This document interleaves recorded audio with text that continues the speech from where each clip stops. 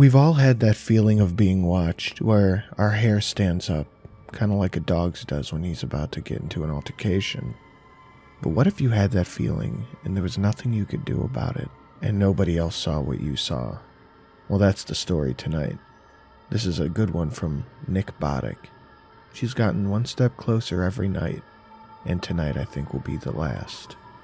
I first saw her at the end of my driveway. She's probably 5'7", gauntly thin, with greasy shoulder-length brown hair.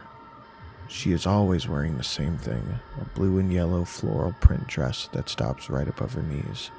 She's also barefoot. Her arms are like sticks.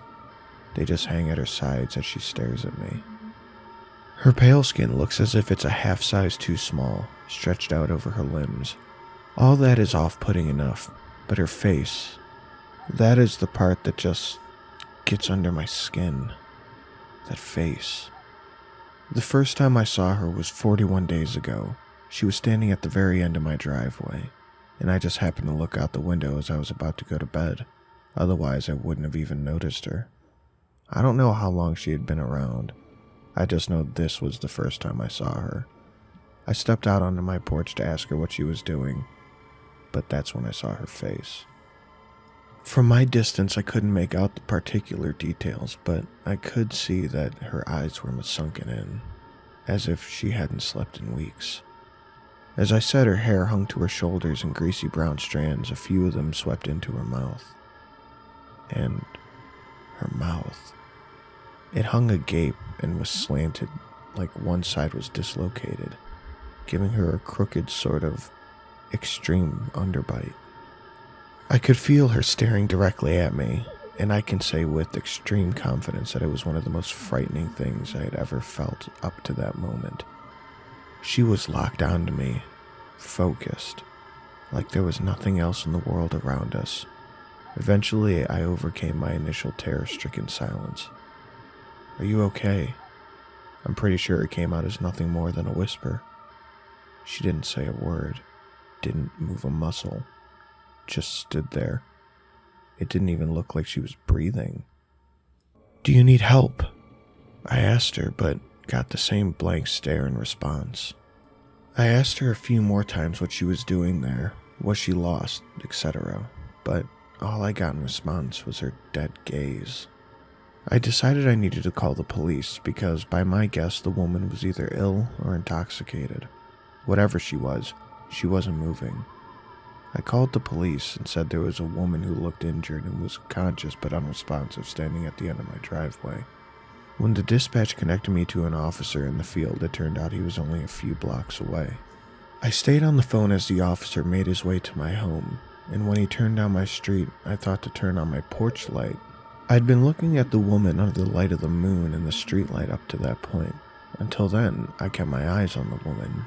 But I needed to step back and turn to the adjacent wall. But in the split second it took me to look at the switch and look back, the woman was gone.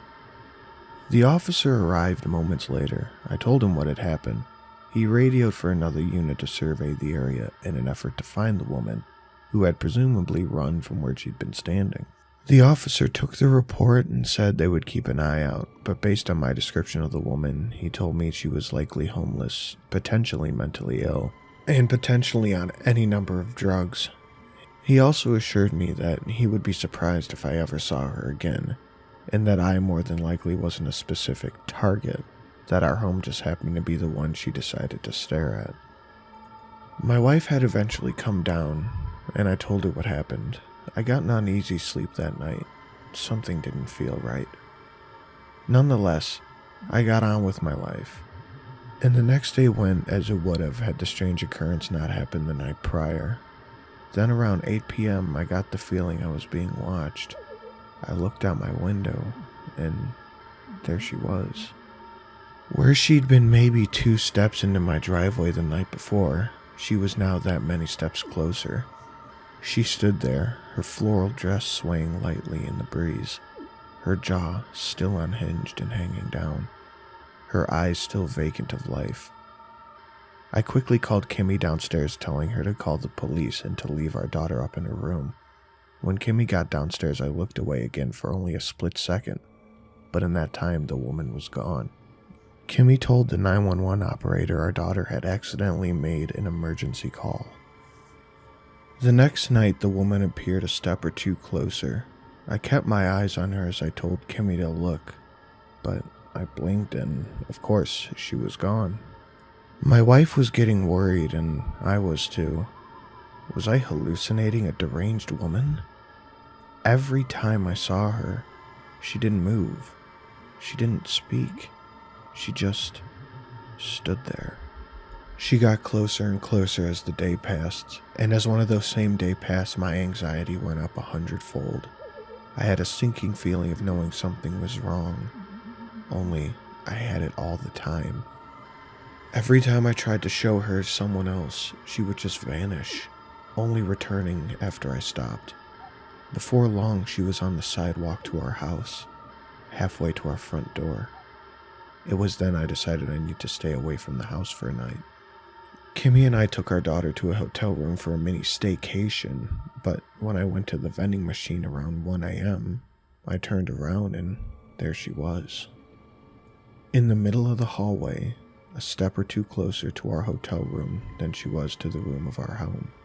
She stood, eyes blank, gaping maw on macabre display. Leaving the house didn't do anything, she just seemed to move a step or two closer every day. 13 nights ago, she finally made it into the house. My office is at the end of the hall, in line with the front door. In an effort to curb the constant state of panic I fell into every time the sun sets, I threw myself into my work. Around 2 a.m., I sat in my desk chair, my eyelids heavy. I decided I was going to sleep as I shut my laptop, and in retrospect, it was the first time since the first night that the woman hadn't been on my mind. I stood up and stretched. When I opened my eyes, I was looking at the window in my office. I saw her in the reflection, standing down the hall, her back to my front door, just a few feet from the staircase. I turned around and stared back, unsure of how to proceed. The police told me to stop calling them since the 4 times they'd come out they hadn't found any evidence of anyone being there. I took a few cautious steps down the hall, for the first time advancing toward her rather than the other way around.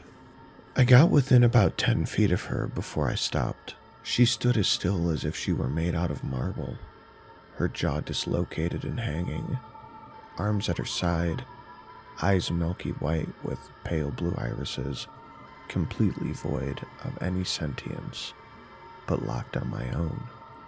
I decided against going upstairs.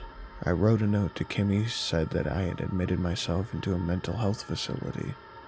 I was there for 4 days, but the woman still followed, getting a step or two closer to where I would sleep every night. I had no idea what to do. No medicines helped with the hallucinations, and I have no idea who or what this woman is or what she wants.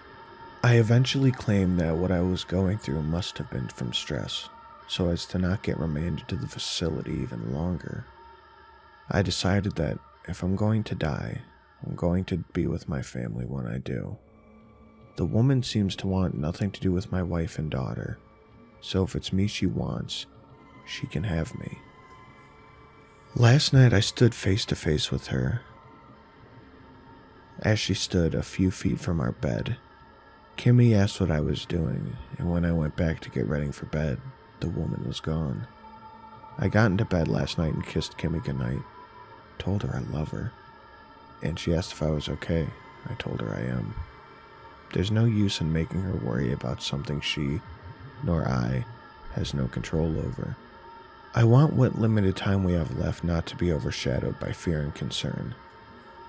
My resignation to defeat might seem abrupt, but over the course of the last 38 or so days, I've reached out to all manner of people, done all manner of research, and whatever this woman is apparently had never been recorded before. A few people offered what help they could, and I took their advice, though none of the potential solutions ever did anything to stop the woman from getting closer to me. I feel that if I'm dealing with a problem that will ostensibly end once the woman gets to where she wants to be, and that there's nothing I can do about it. then I'm going to make what little time I potentially do have left a happy time. I woke up around 4 a.m. to find the woman standing where she had been all night. Only now her arm was outstretched, as if she were reaching for me with her thin fingers and unkempt nails. I know that tonight will be the night she is close enough to where I sleep to do whatever she's going to do. And I know that whatever that is, isn't anything good. The sun is setting now, and I'm typing this from my bed. Tonight may very well be my last night alive. I don't know who this woman is. I don't know what she wants. But I know that at any moment she will be at the side of my bed.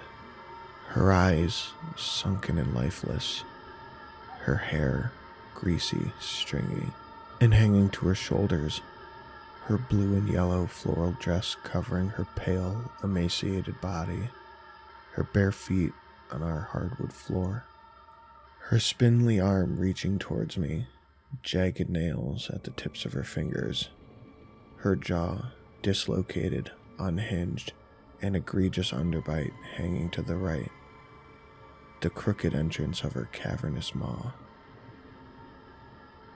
She won't be able to get any closer after tonight.